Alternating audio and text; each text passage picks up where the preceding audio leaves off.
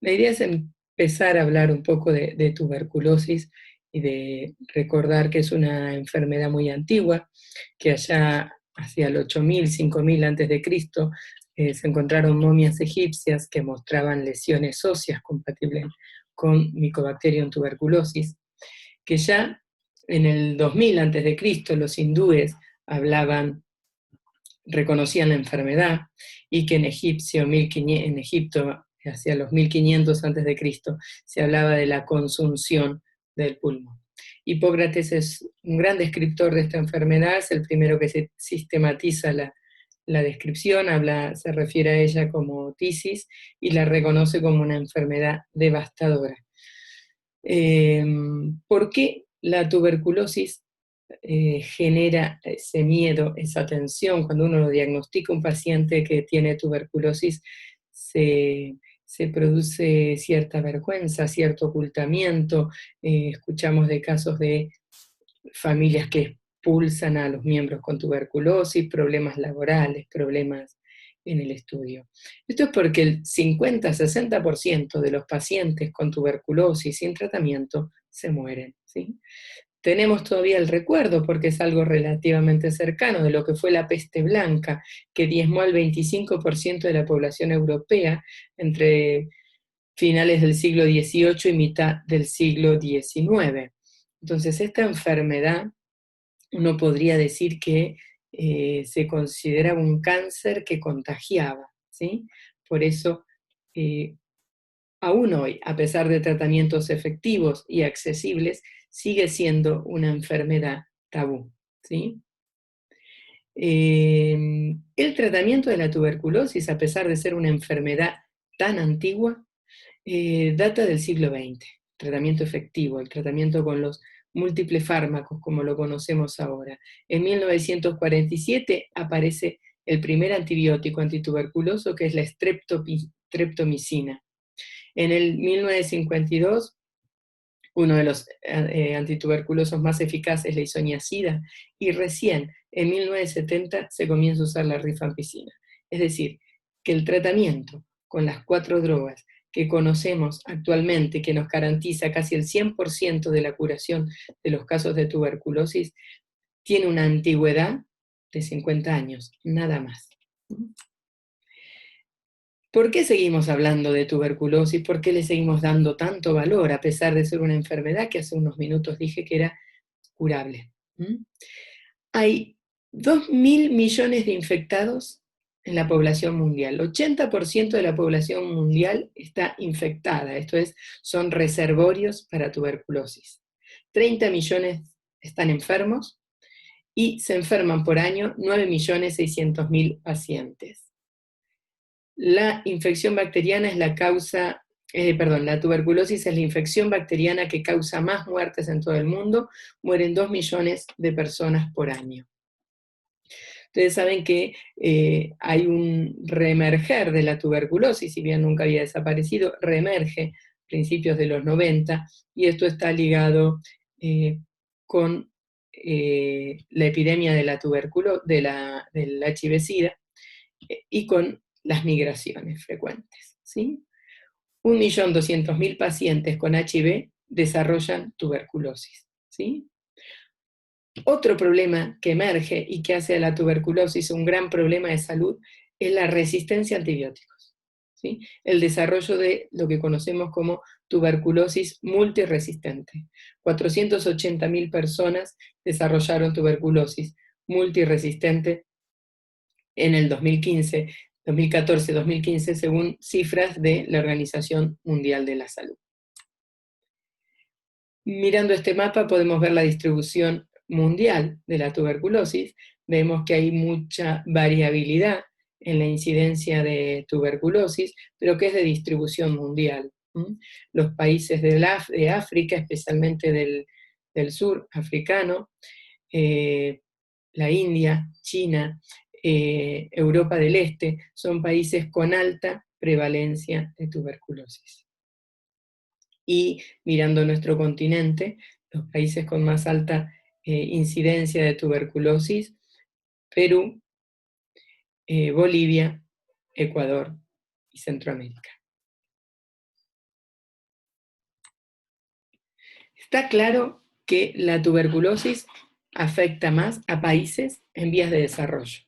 Y esto está estrictamente ligado con la pobreza. La pobreza implica mayor hacinamiento, mayor contacto estrecho, y vamos a ver que esto es uno de los factores que favorecen la transmisión de la enfermedad. La pobreza implica alteraciones del sistema inmune por desnutrición, otro de los factores, uno de los factores del huésped que lo hacen susceptible a enfermarse, y por otro lado, en estos países hay mayor dificultad para acceder al tratamiento efectivo de la tuberculosis. ¿Qué pasa en nuestro país? Estos son casos del año 2015. La tuberculosis es una enfermedad de denuncia obligatoria.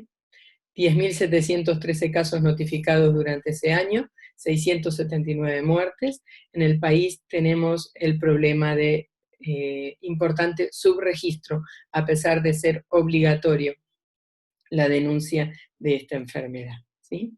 Vamos a ver en este gráfico que existe una gran variabilidad de incidencia de tuberculosis según las jurisdicciones. En la Argentina, la tasa de tuberculosis es de 24.8 casos cada 100.000 habitantes. ¿Sí? Esta es la línea, la barra azul que ven en el gráfico. 24.8 casos cada 100.000 habitantes. Sin embargo, hay una gran brecha entre la provincia con menor incidencia de tuberculosis, como es la provincia de Neuquén, 5.8 casos cada 100.000 habitantes, y la provincia de mayor incidencia, Jujuy, de 49.9 casos cada 100.000 habitantes. La ciudad autónoma de Buenos Aires es el tercer distrito en frecuencia en tasa de tuberculosis, 37.8 casos de tuberculosis. Y la provincia de Buenos Aires es la sexta, tiene una incidencia de tuberculosis de 31.9 cada 100.000 habitantes. Sin embargo, por la cantidad de habitantes que tiene la provincia de Buenos Aires, representa el 50% de los casos de tuberculosis en todo el país. En este gráfico lo que muestra, no me voy a detener, pero lo que muestra es la gran variabilidad también de incidencia de tuberculosis según el distrito. Este es un gráfico que representa la provincia de Buenos Aires, pero esto se repite en todas las provincias. Cada distrito tiene una importante variabilidad. Por un lado relacionada con el Producto Bruto Interno, pero por otro lado relacionada con el grado de denuncia y de registro. Este gráfico muestra la notificación de casos de tuberculosis durante el 2015 en la Argentina por edad y por sexo. Las barras azules representan al sexo masculino, las barras rojas al sexo femenino. Verán que la tuberculosis es en general más frecuente en hombres, salvo en los primeros años de vida, pero es en general más frecuente en hombres, y como verán, afecta más frecuentemente a las personas en edad productiva, ¿sí? Entre los 15 y los 60 años estaría el pico de incidencia de tuberculosis. Esto trae también consecuencias económicas, porque esta es la población económicamente activa, ¿no? Y su enfermedad nos lleva a un deterioro económico de la actividad económica. Bueno, vamos a hablar de lo que sería la cadena epidemiológica.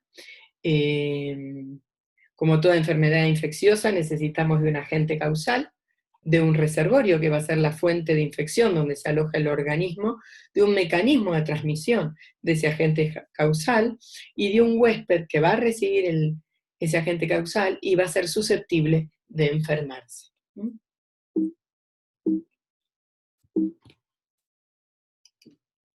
El agente etiológico es el Mycobacterium tuberculosis, el bacilo de Koch, identificado por Roberto Koch en 1882, que es cuando se empieza a hablar de su agente etiológico, de la transmisibilidad de esta enfermedad.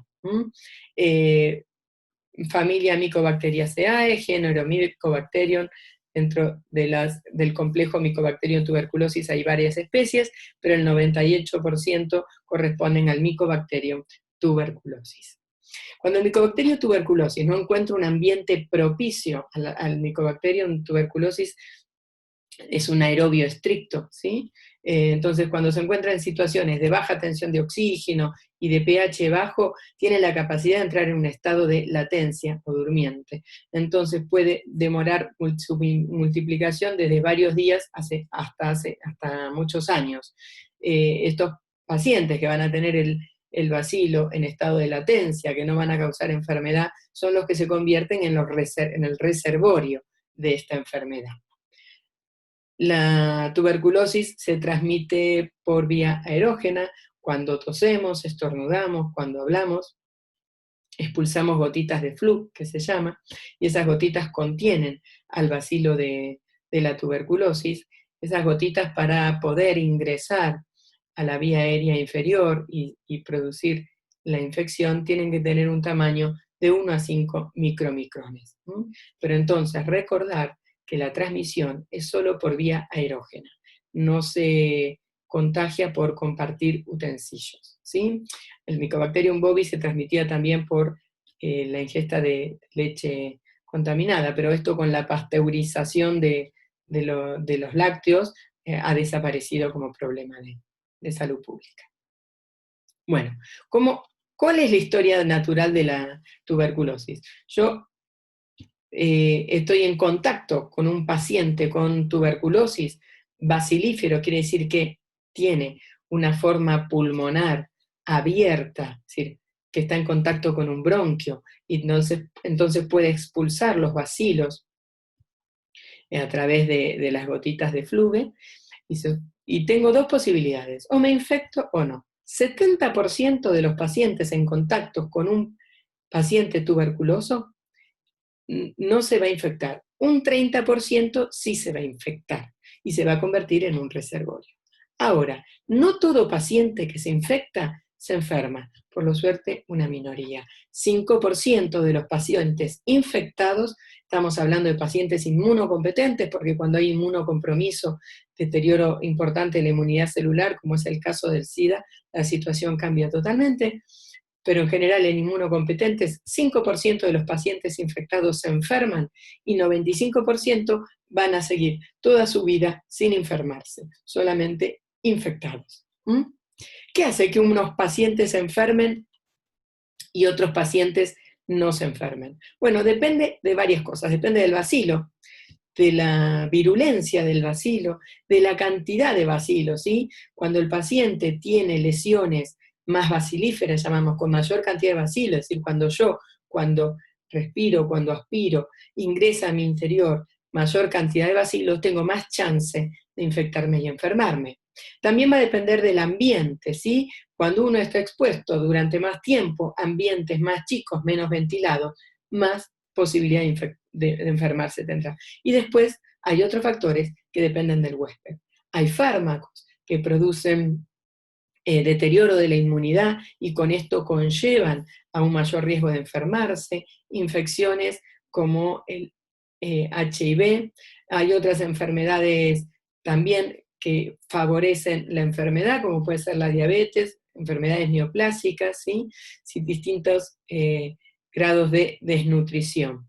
La edad es otro factor del huésped que hace que sea más fácil enfermarse. Y los extremos de la vida, si bien la incidencia de tuberculosis es menor, la facilidad para enfermarse es mayor, ¿sí? Bueno, este gráfico muestra un poquito lo que les conté y les voy a seguir contando, que es el contagio a través de un paciente, un huésped expuesto a un paciente bacilífero, el ingreso de las gotitas de flu al pulmón, la primera línea de defensa, que son los macrófagos, la activación macrofágica y la generación del granuloma a través de las células de Langerhans, células epiteloides, y la aparición de la inmunidad celular, de los linfocitos T, que van a frenar o no la enfermedad, ¿sí? Entonces, lo mismo, en la primera etapa, el Mycobacterium tuberculosis es fagocitado por los macrófagos alveolares y proliferan estos bacilos en dentro de estos macrófagos inactivados, ¿sí? En una segunda etapa se produce un crecimiento logaritmo de los bacilos y así se van activando los macrófagos, lo que lleva al desarrollo de una inmunidad mediada por células o hipersensibilidad retardada. Puede pasar que esto se detenga acá y el paciente está infectado y el Mycobacterium tuberculosis en situación latente, o que se produzca una destrucción tisular, un crecimiento explosivo del Mycobacterium tuberculosis y se produzca la enfermedad que puede diseminar a otros sitios y transmitirse a nuevos casos. Entonces, hay que acordarse que no es lo mismo infección que enfermedad. En la infección entra el bacilo a través de las gotitas de fluge a pulmón, hay una respuesta inicial mediada por macrófagos alveolares, una diseminación a adenopatías regionales, y depende se produzca o no el frenado inicial. Si hay un control inmune, hablamos de tuberculosis latente o infección tuberculosa, y si no hay un control del sistema inmune celular, es que se va a producir la enfermedad tuberculosa. La primoinfección, es decir, el ingreso del Mycobacterium al organismo sin producir enfermedad, se pone de manifiesto a través de la PPD o reacción de Mantoux, ¿sí? Acuérdense que la reacción de Mantoux, la prueba de tuberculina, no se pone, no es evidencia de enfermedad, pero sí de primoinfección, es decir, de contacto del huésped con el bacilo de Koch. Vamos a hablar un poquito más de primoinfección cuando hablemos de diagnóstico y tratamiento, ¿sí? La reacción de Mantoux se realiza sobre el antebrazo derecho y se inocula el purificado proteico, y a las 48-72 horas se mide la pápula con una reglita centimetrada, como ven ahí, para poder informar la positividad o no de la reacción. Lo que se informa en realidad es la pápula medida en milímetros. Bueno, por suerte, como decíamos antes, los pacientes infectados solo se enferma un pequeño porcentaje. Y la posibilidad de enfermarse es mayor en los 2 primeros años de vida. Perdón, en los 2 primeros años respecto a la primoinfección. Es decir, 5% de los pacientes que tienen una primoinfección, el 5% se va a enfermar a los 2 años, ¿sí? El riesgo de infectarse el resto de su vida, más allá de esos 2 años, es de 5%. Con respecto a los pacientes HIV, la situación es más dramática, ¿sí? El 10% tienen el 10% de enfermarse a lo largo de toda la vida los pacientes que no tienen HIV, pero cuando está la coinfección, tuberculosis y HIV, 5 a 10% de riesgo cada año. ¿Se entiende la diferencia? Bueno, esto es un poquito lo que habíamos hablado, ¿no? De por qué unos pacientes se enferman y otros pacientes no, explicado matemáticamente mediante la ley de Rich. La posibilidad de enfermarse es directamente proporcional al número de gérmenes, a la virulencia de los gérmenes, a la hipersensibilidad hacia esos gérmenes, e inversamente proporcional a la respuesta natural que está expresada por los macrófagos, y a la resistencia adquirida representada por la inmunidad celular. ¿Cómo controlamos la tuberculosis? Dijimos que la tuberculosis se trata y tenemos una curación de casi el 100% en los casos de tuberculosis sensible y de hacer un tratamiento adecuado. Pero ¿cómo controlamos la tuberculosis? Que vimos que es un gran problema de salud en la Argentina y a nivel mundial, y que es una enfermedad transmisible. Lo importante es interferir con la cadena de transmisión, es decir, evitar que a través de un paciente bacilífero se infecte otros huéspedes. ¿Cómo logramos interferir con la cadena de transmisión? Con diagnóstico y tratamiento precoz. El segundo punto es reducir el sufrimiento, la incapacidad y la muerte por Mycobacterium tuberculosis. También tiene que ver con diagnóstico precoz, con tratamiento adecuado, con evitar las resistencias. Y por último, es el objetivo de cualquier programa de control de tuberculosis, eliminarla como problema de salud. Tenemos que recordar que para poder cortar la cadena de contagio, tenemos que actuar a dos niveles. Uno, sobre el huésped enfermo, productor de bacilos, el paciente bacilífero, ¿no? Dijimos, diagnóstico y tratamiento precoz. Y por otro lado, controlar a todos los convivientes. El riesgo de infectarse va a depender del, como ya vimos, de la estrechez del contacto, ¿sí? Los pacientes que más tiempo están en contacto con un paciente bacilífero tienen mayor riesgo. Entonces va a haber pacientes de alto riesgo, moderado riesgo y bajo riesgo. Decimos que son de alto riesgo aquellos pacientes que conviven al menos 6 horas por día todos los días, serían los compañeros de trabajo, los convivientes del hogar, los compañeros de estudio. Los huéspedes las personas con moderado riesgo de contagio son aquellas que cumplen estos mismos requisitos, pero hasta 4 a 6 horas de contacto, y de bajo riesgo son los de contacto esporádico. Bueno, ¿cómo estudiamos a los contactos? Vamos a ver en otra clase que vamos a estudiar los contactos de alto y mediano riesgo, pero lo primero que tenemos que hacer es una historia clínica exhaustiva y ver los síntomas de esos pacientes. Todo paciente que tenga síntomas respiratorios, tos, expectoración durante 15 días u otros síntomas sugestivos de tuberculosis deben realizarse una baciloscopía. A todo paciente en contacto con un paciente bacilífero debe hacerse radiografía y reacción de Mantoux para identificar o enfermedad o primo infección. En otra clase trataremos les indicaré cómo actuamos frente a estos pacientes. ¿Qué pasa con la BCG? Porque uno diría, bueno, tengo una vacuna para evitar la enfermedad. ¿Qué pasa con la BCG? ¿Por qué me vacuno y me enfermo? Porque la BCG en realidad no evita el contagio.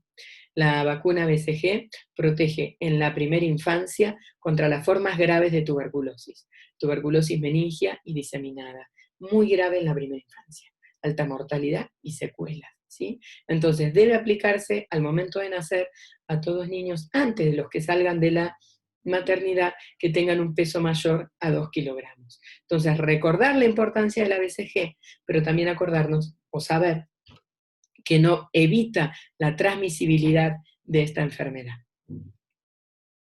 Bueno, por último, les quiero comentar de qué se trata el tratamiento supervisado. Es una estrategia de salud que surge a partir de la Organización Mundial de la Salud. Es un compromiso gubernamental con la lucha antituberculosa.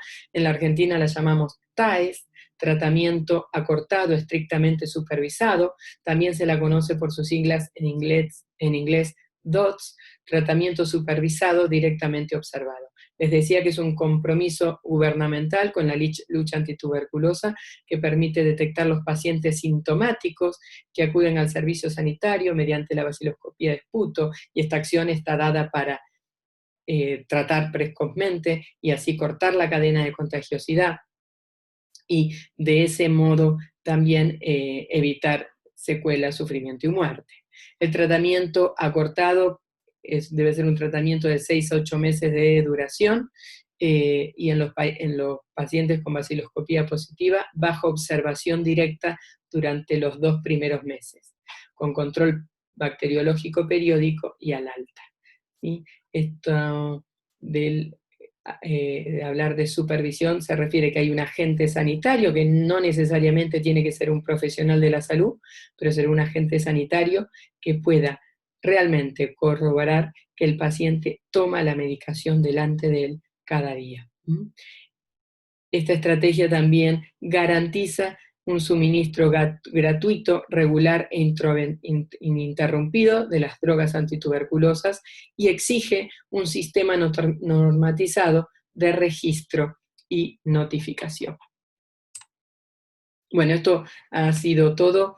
La idea es que si tienen alguna duda, la podamos conversar durante las charlas con cualquiera de los profesores o, vuelvo a repetir, ahí nuevamente mi mail por si necesitan mandarme algún correo. Muchas gracias y espero que les sirva.